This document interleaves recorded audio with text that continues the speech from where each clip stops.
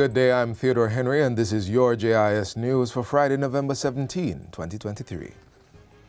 Prime Minister Andrew Holness is urging Jamaicans to stay safe as heavy rainfall continues to affect sections of all parishes. Speaking from Riyadh, Saudi Arabia, Prime Minister Holness says all Jamaicans, especially fisherfolk and marine interests, need to prioritize their safety and the well-being of their families and communities. Citizens are encouraged to follow official sources for credible and verified information. The Prime Minister assures that the Met Service and other government agencies are on standby to ensure swift response should the need arise. A flash flood warning was issued for low-lying and flood-prone areas of southern parishes, including Westmoreland, St. Elizabeth, Manchester, Clarendon, St. Catherine, Kingston, St. Andrew, St. Thomas, Portland, and St. Mary.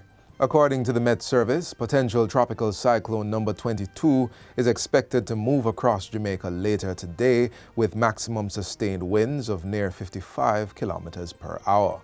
While it remains poorly organized, the system could become a tropical storm later today or tonight. Over the next 24 hours, the Met Service is forecasting widespread rainfall and occasional thunder showers across the island, with strong gusty winds expected mostly across southern parishes. Isolated showers and thunderstorms are projected to continue into Saturday, mainly across eastern parishes. Students stayed home today as the Ministry of Education ordered the closure of schools due to the severe weather affecting the country. As the Met Service forecasts continued significant rainfall and potential flooding, the ministry says the closure was enacted to ensure the safety of students and staff as they journey to school and back home. School administrators were asked to activate the Education in Emergency Plan to support the continuity of learning and ensure students remain actively engaged. For the day, students transitioned to the remote or online modality that was heavily introduced during the COVID-19 pandemic. Those without access to the internet or a computer or tablet were to be given assigned tasks in their workbooks or textbooks to minimize the disruption in their learning plan. The Education Ministry also advised that in the event that the conditions worsen and schools are mobilized as shelters, provisions must be made to secure critical resources while providing access to bathroom facilities and other areas so displaced persons can be safely housed. In other news, the Ministry of Education is making progress in its work to connect all school campuses with broadband internet. Portfolio Minister Favor Williams says the ministry is in the process of procuring the equipment required for broadband availability. This, she says, will allow students to have internet access wherever they go on the school grounds. Our goal is to ensure that all of our schools are connected, not just with a little dibby-dibby, connectivity, with massive broadband connectivities, and you can use your ICT equipment while you're at school to enhance your learning. Meanwhile, information and communications technology ICT clubs have been established in over 16 high schools on the island under an initiative of the Universal Service Fund, USF.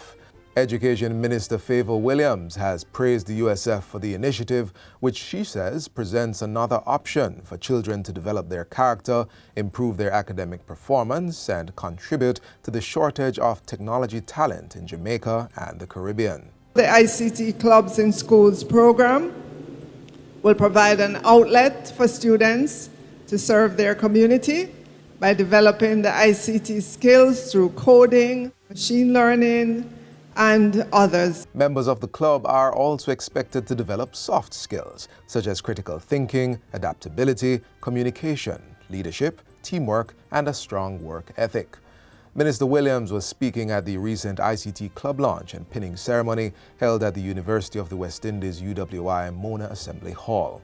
ICT clubs have been established at Mona, Vauxhall, Central, Lacovia, Old Harbour, Port Antonio, Wycliffe Martin, Bustamante, and Belair High Schools, in addition to Clarendon College and other secondary institutions. The Ministry of Agriculture, Fisheries and Mining will be launching new programs focused on boosting yam and sweet potato production. Portfolio Minister Floyd Green says the programs will help secure food security while growing agricultural exports. In addition, the ministry will be focusing on 3 orchard crop lines in St. Thomas, which Minister Green asserts has been a leader in crop exportation, particularly mangoes. Those orchard crop lines are mango, breadfruit, and of course, ackee.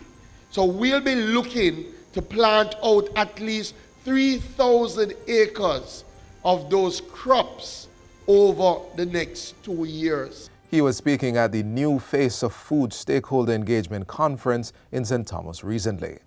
Stakeholders were advised that the Agriculture Ministry would also be concentrating on animal proteins through the Small Ruminant Development Program. Additionally, we have an artificial insemination program where if you already have a herd of goats and you're looking for better genetics, we will provide artificial insemination free of cost to help you build up that goat and sheep population. And finally, 8 government and private sector entities have been awarded ISO certification from the National Certification Body of Jamaica, confirming their attainment of global quality standards. 4 government organizations, the Jamaica Customs Agency, Spectrum Management Authority, Cannabis Licensing Authority, and Administrator General's Department are among those who received the certification recently. The other 4 entities were the UWI Fertility Management Unit and the Jamaica Special Economic Zone Authority, along with a chemist and a small business entrepreneur, Home Choice Enterprise Limited.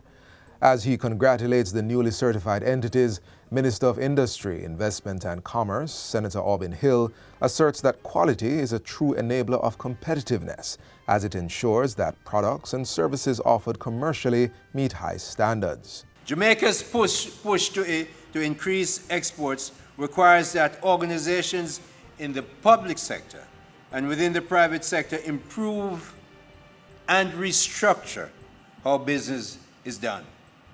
Certification is an important investment that can drive this process. Senator Hill points out that his ministry, through the National Certification Body of Jamaica and the Jamaica National Accreditation Agency, is assisting local entities increase efficiency and competitiveness through global quality standards. I encourage every company hearing me today and that has moved beyond the pre-assessment stage to do the right, profitable thing and become certified by the National Certification Body of Jamaica. And that's it for JIS News today. I'm Theodore Henry. Thanks for watching.